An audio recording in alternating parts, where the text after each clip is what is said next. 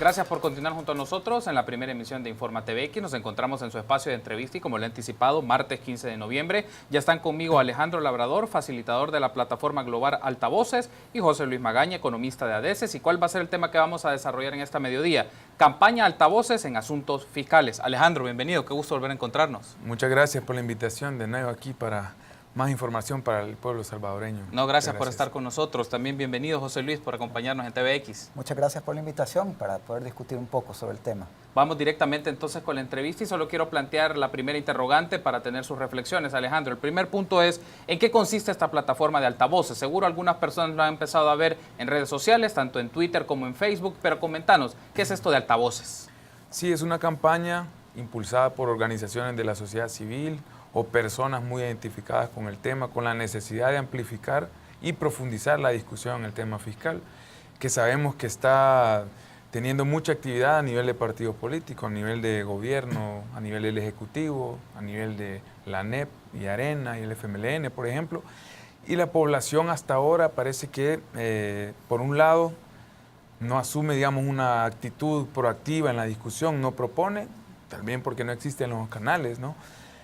O no están tan evidentes como quisiéramos. Entonces la campaña lo que busca es abrir un espacio de participación ciudadana o social o popular en el tema fiscal, que sabemos que es relevante. Ahorita es el tema que tiene, digamos, como centro el presupuesto general de la nación, por ejemplo. O sea, depende mucho de dónde obtiene el Estado los ingresos, etcétera. Entonces esperamos que esta campaña sea un espacio para que la gente participe, para que la gente amplíe la información disponible sobre el tema fiscal, cuáles son los criterios con los que se están decidiendo que son 1.200 millones, que son 550 millones, etcétera.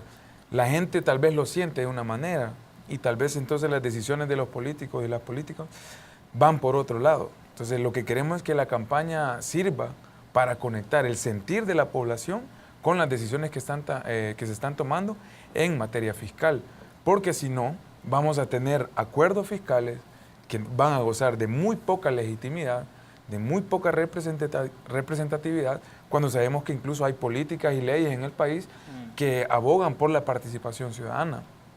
Entonces, ¿por qué no activar esta discusión de acercar a la gente a estas discusiones que realmente son de la incumbencia de todos y todas, no solo de los partidos políticos? Sabemos que la Constitución dice que el tema fiscal lo ven los partidos, pero realmente va más allá de eso. Tiene que la gente estar informada, la gente tiene que saber si acompaña una decisión que es para su bien o solo para el beneficio de unos pocos, como ha sido hasta hoy. Alejandro, nos ha mencionado, José Luis, de que la idea de esta campaña Altavoces es poner en divulgación de la opinión pública el tema de las políticas fiscales, el tema de la tributación, el tema de los impuestos y algo que también parte del debate de varias organizaciones de la sociedad civil, el de la justicia fiscal. Pero hay un aspecto que me gustaría también saber, ¿a quiénes va dirigida esta campaña? ¿Están pensando ustedes como grupo principal en jóvenes o están pensando en otros sectores de la sociedad, José Luis? Pues la idea es que esta campaña está abierta a la organización social. O sea, si vos sos una persona que está involucrada con algún grupo, si vos sentís los efectos de esta política fiscal, ¿verdad?, que todos lo estamos sintiendo, unite. O sea, los presupuestos públicos son una expresión de hacia dónde están los destinos del gasto público, que debe de ser decisión de todos, ¿verdad? Y si estas decisiones se están tomando en reuniones privadas, a puertas cerradas, donde se están haciendo acuerdos entre partidos, donde están a la espalda de la población, pues entonces la idea de esta campaña es ir a votar esa puerta, pues, ¿verdad? Y que la gente sea parte de esa discusión, tomar esa discusión como una... Hay un asunto que quería plantear y hace unos minutos también se puso en pantalla, se proyectó en pantalla algunos afiches. Puedo pedir a producción si nuevamente pueden poner estos afiches, solo para que lo tengamos para reflexión. Me parece que hay uno muy interesante que habla sobre la lectura también hacia los jóvenes. ¿Qué tanto los jóvenes se pueden involucrar y ser parte de esta reflexión? Alejandro, creo que es importante. Por ejemplo, veamos este.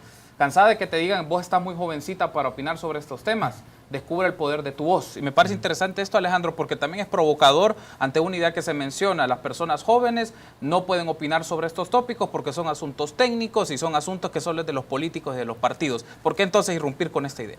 Bueno, resulta importante que los jóvenes y las jóvenes, por ejemplo, descubramos cuál es la inversión por joven que hace el Estado salvadoreño. Por ejemplo, hace algunos años se manejaba que era anualmente una cosa como $3 al año por joven, ¿verdad?, en El Salvador, lo que resulta alarmante, sabiendo que existe una alta tendencia que El Salvador va siendo cada vez una población más y más joven.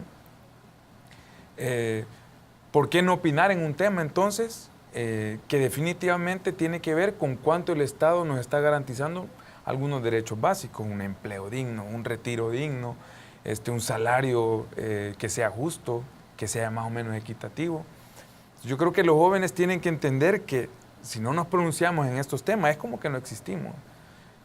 Ya se toma, digamos, hay mucho pensar en la opinión pública de que los jóvenes no podemos opinar en este tema o que no existe la claridad de por qué y para qué. Pero claro que sí, si no, veamos el tipo de empleo al que se ha, digamos, destinado a la población salvadoreña, particularmente la población joven. Y veamos también que son principalmente los jóvenes los que están migrando hacia otros países. Resulta esto entonces contradictorio, que por un lado nos damos cuenta que somos afectados de un sistema que tiene unas brechas enormes, ¿verdad?, para que tengamos una participación directa, para que tengamos un involucramiento consistente en la economía del país, que se nos retribuya como tal, que podamos planificar una vida digna, etcétera. Pero por otro lado, decimos que como es un tema técnico hay que dejárselo a los especialistas. Si queremos cambiar la realidad del país y cómo los jóvenes estamos viviendo o la perspectiva que tenemos del futuro para la juventud en El Salvador, estos son los temas, como decía José Luis, el tema del presupuesto público, conocer cuánto se está destinando a los jóvenes, cómo se está ocupando, si va a ser más bien programas asistencialistas o va a ser más bien una reactivación integral de la capacidad de la fuerza productiva de la juventud. Esas son discusiones a las que nos tenemos que meter. Entonces, ¿por qué no botar los muros, como decía José Luis, y acercarnos a donde está la discusión, hacerle entender a las y los tomadores de decisión en este país que sí tenemos preocupaciones, que tal vez no nos vamos a poner saco y corbata, que tal vez no nos vamos a vestir como unos grandes funcionarios, unos grandes técnicos, porque no nos interesa hacer eso, pero sí queremos que nuestra voz sea escuchada, que sí reconocemos que en El Salvador es la juventud la que está siendo masacrada, pues son los jóvenes principalmente los que mueren por una situación donde el presupuesto de seguridad no alcanza, donde el presupuesto para que haya empleo y capacidades productivas y desarrollo integral no son suficientes, etcétera. Entonces, por eso el llamado, pues sabemos que los jóvenes somos afectados por un sistema. Este sistema lo podemos atacar.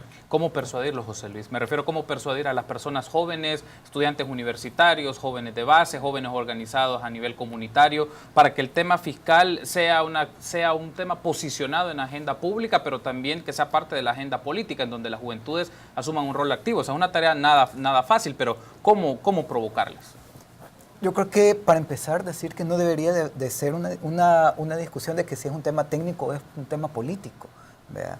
Al final de cuentas, en esto, cuando estamos hablando de la política pública del Estado, es necesario hacer política antes de hacer matemática. ¿Vea? Entonces, no nos podemos empezar a ver el tema financiero si no sabemos hacia qué está destinado. ¿Vea? ¿De qué sirve hacer una ley de disciplina fiscal, por ejemplo, cuáles son las prioridades para esa disciplina fiscal?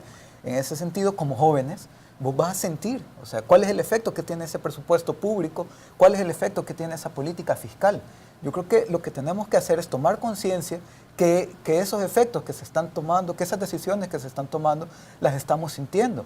Cuando pagamos el IVA, cuando se descuentan de las rentas, cuando las empresas evaden impuestos que hace que esos ingresos no entren al Estado y que luego no alcanza el presupuesto. O sea, todo eso lo estamos sufriendo como jóvenes también, creo, no solo como jóvenes, sino como población en general. Pero como decía Alejandro, como jóvenes estamos siendo como los más afectados, ¿vea? En esta situación que la violencia se está criminalizando, que la juventud se está criminalizando y estereotipando.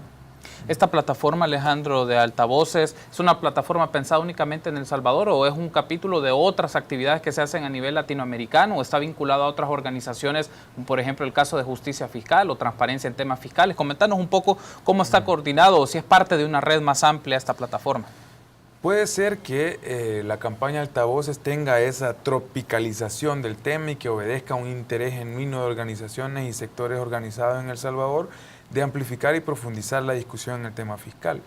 Pero lo que sí es notorio es que esta campaña Altavoces, el ES de al final es justamente por El Salvador, también tiene eco con otros movimientos ciudadanos en otras partes del mundo. Hace poco, pues, revistas muy famosas han catalogado el movimiento por la justicia fiscal en el mundo como uno de los más incisivos en los tomadores de decisión a nivel de Naciones Unidas, a nivel de organismos multilaterales, que ha sido capaz este movimiento que tiene connotaciones globales, ha sido capaz de impulsar una agenda y de, por ejemplo, posicionar la necesidad de la Contraloría Ciudadana y que existe un cuerpo global, así como, por ejemplo, la cumbre de las partes en tema de cambio climático, se reúne una vez al año justamente para impulsar una agenda en el tema climático. Así debería haber un cuerpo intergubernamental, intersectorial, que vele por el tema fiscal. El Salvador, por ende, también debería de avanzar en acompañar esas iniciativas, en ser parte de esa iniciativa que a nivel global está exigiendo más transparencia por parte de las grandes transnacionales que, como decía José Luis, están evadiendo millones y millones sin que los estados vean ese dinero y que por ende su capacidad de actuar sobre la población está disminuida. Sabemos que El Salvador tiene millonarios y megamillonarios que en vez de invertir en el país están escondiéndolo en paraísos fiscales.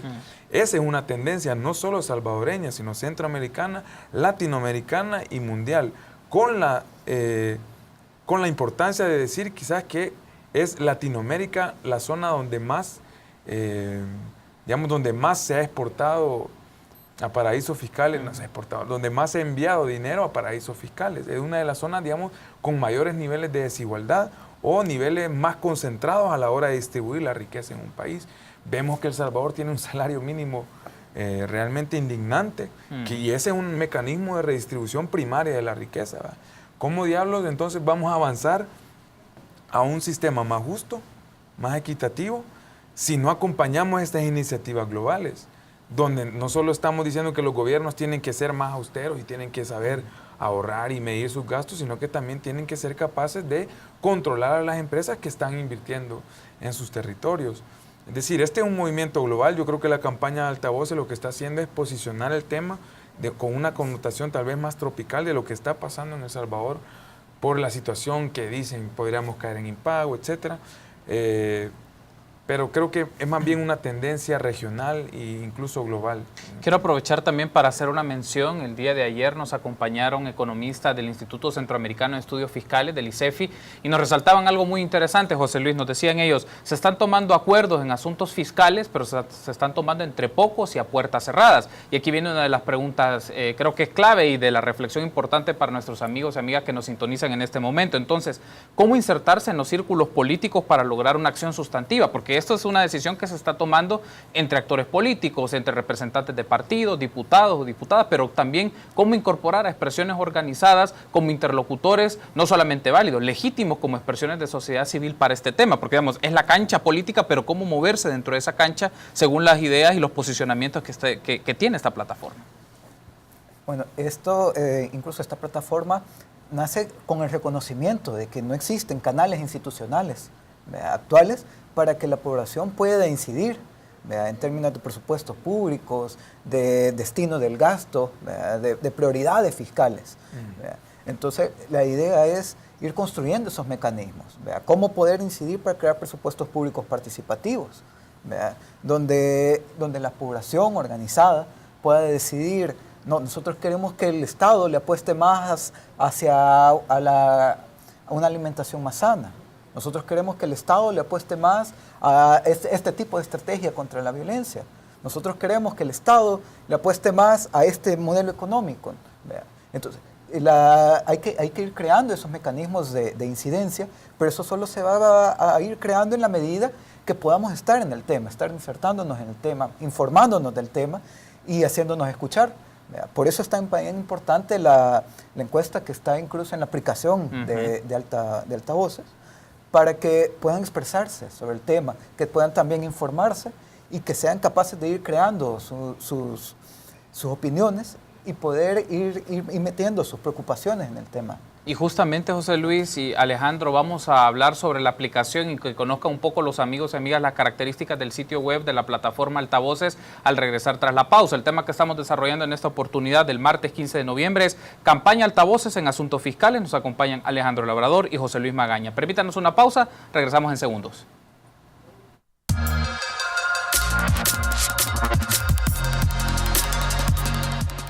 Gracias por continuar junto a nosotros en la primera emisión de Informa TVX. Nos encontramos en su espacio de entrevista, pero antes quiero recordarle que recarga $15 y llévate gratis un chompipollo, navegación WhatsApp y minutos a todas las redes. Movistar elige todo. Bueno, regresando entonces con el espacio de entrevista, en esta oportunidad platicamos con Alejandro Labrador y José Luis Magaña de la campaña Altavoces en asuntos fiscales. Y en este momento quiero pedirle a producción si pueden proyectar el sitio web de la plataforma Altavoces para que nuestros compañeros nos expliquen un poco de qué va esto. Bueno, ahí tenemos entonces el sitio web. Alejandro, coméntanos un poco la idea del diseño y algo que es importante. Hay una encuesta que se está haciendo para efectos de divulgación y conocer las opiniones de las personas. Alejandro. Fíjate que el sitio está diseñado para que sea muy gráfico, muy interactivo, tiene 5 secciones particularmente. La encuesta es la que está en el centro, ahí donde abajo donde dice porque mi voz cuenta, es justamente 4 o 5 preguntas donde hay opciones que las personas pueden seleccionar y lo que se busca es generar una tendencia de opinión después de que hayan tantos miles de interacciones, ¿no? Entonces hay también un glosario, ahí es donde ya comienza la encuesta, por ejemplo, se le puede dar el clic y ahí hay una para desagregarlo por sexo, por ubicación, por edad, por departamentos, porque la idea, como decíamos, es que después tengamos la información de que de cada 10 personas, 7 consideran que el tema fiscal debería ser discutido de manera pública, abierta, mucho más democrática, mucho más inclusiva, o también que la gente diga, nos parece que debería participar los sindicatos en vez de la empresa privada, etcétera. Es decir, también hay ahí en la aplicación, esa es la encuesta, digamos, como la médula del sitio web, pero también hay un glosario, también hay frases que queremos que motiven a la gente a la participación o como a reaccionar, que es importante participar en estos temas. Ahí el segundo icono, por ejemplo, dice el grito del día, justamente. Ahorita tenemos 2 gritos, una frase de Noam Chomsky y la otra de Eduardo Galeano, sobre por qué es importante indignarse, por qué es importante reaccionar y entender que la vida pública no solo es de los diputados y las diputadas o de los partidos políticos, sino que también nos involucra a las personas que tenemos conciencia, ¿verdad? Y hay un asunto que es interesante, Alejandro, que es en el sitio que vemos, si podemos dar clic por favor al glosario, para que pueda, porque esto me parece interesante, porque a veces la terminología se quiere presentar de una manera muy compleja, pero aparece un glosario en el cual se ponen como conceptos básicos para que la gente pueda tener una asimilación muy sencilla de estas, Alejandro. Correcto, es lo que te decía, una aplicación que busca ser gráfica, que busca ser bastante digerible, en términos de que no se trata de ser expertos y expertas en el tema. Las explicaciones entonces van acompañadas de ese icono, de ese símbolo que ilustra a qué se refiere, por ejemplo, cuando decís renta, ¿verdad? ¿A qué se refiere eso? Cuando decís evasión, ¿a qué nos referimos cuando decimos elusión? Hay una pequeña descripción y un icono que permite como a las personas relacionar, ¿verdad? De qué estamos hablando. Claro, en el tema económico estamos acostumbrados a que nos digan, no, eso es solo para expertos y expertas.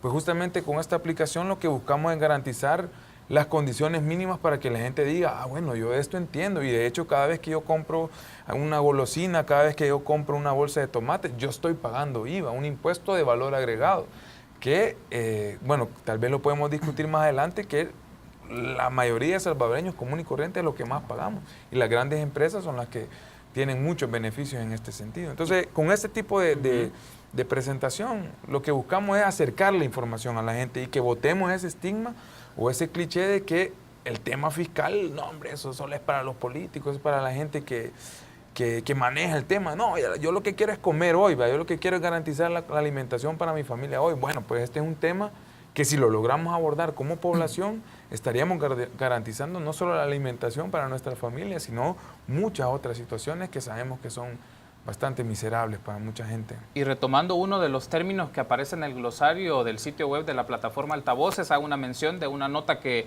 una actividad que se desarrolló este día, una nota que se va a presentar más adelante en el espacio de Informa TVX. José Luis, es el tema de que la Iniciativa Social para la Democracia ha presentado un informe de análisis sobre la evasión y elusión fiscal. Y ellos brindan un dato: la evasión del IVA suma 1.069 millones de dólares y otros 935 millones de dólares corresponden a evasión del impuesto sobre la renta para el año 2013. Ahí tenemos un dato y tenemos una aplicación muy concreta de uno de los términos que ustedes presentan en el glosario, para tener tu reacción.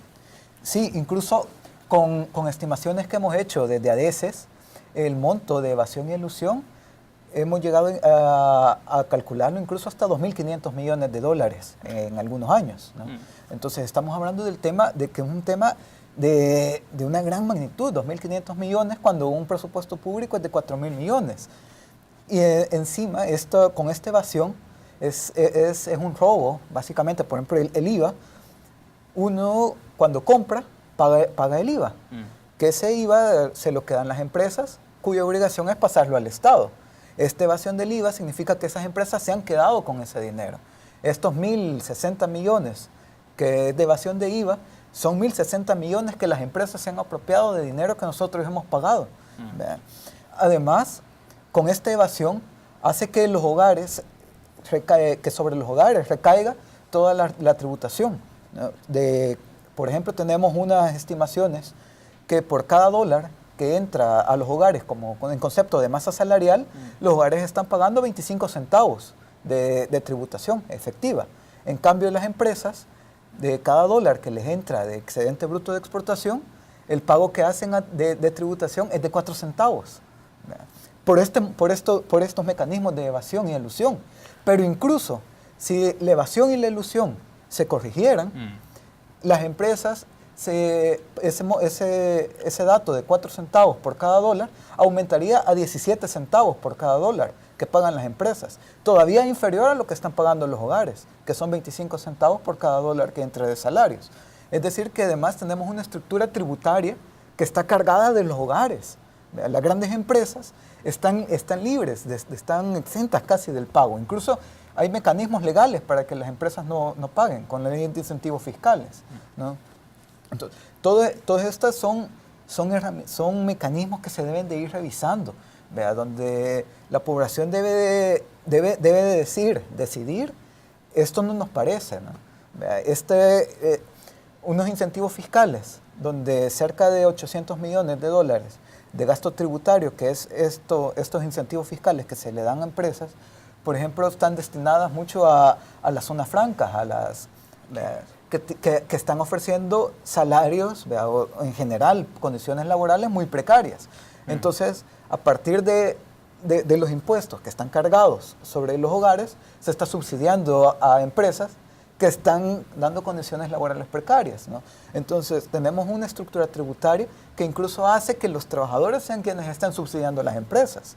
Aunque la bulla sea porque el Estado da programas sociales que subsidian a la energía, que subsidian al gas, pero no se dice que el Estado está subsidiando este gran tipo de inversiones, ¿no?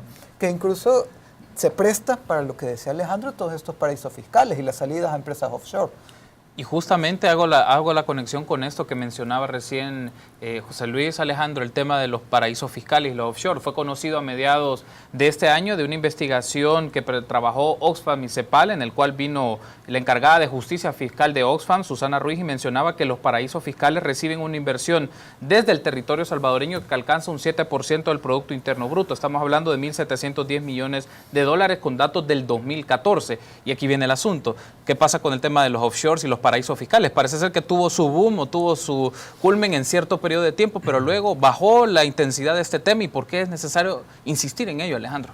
Justamente, la economía offshore es nada más una de las muestras del tipo de economía que está reinando en el mundo hoy, de los beneficios que este tipo de modelo económico garantiza para las grandes transnacionales, para ese poder corporativo que prácticamente le ha doblado el brazo a los estados, diciendo que en la economía el Estado debería de salir de la cancha, de hecho, y que el Estado debería nada más ocuparse de otras cosas más burocráticas, administrativas, pero que la riqueza, eso del crecimiento económico, ese es un tema que le compete nada más a la mano invisible del mercado. Y tan invisible esa mano que justamente estos paraísos fiscales es la muestra más contundente de eso que llamamos invisible.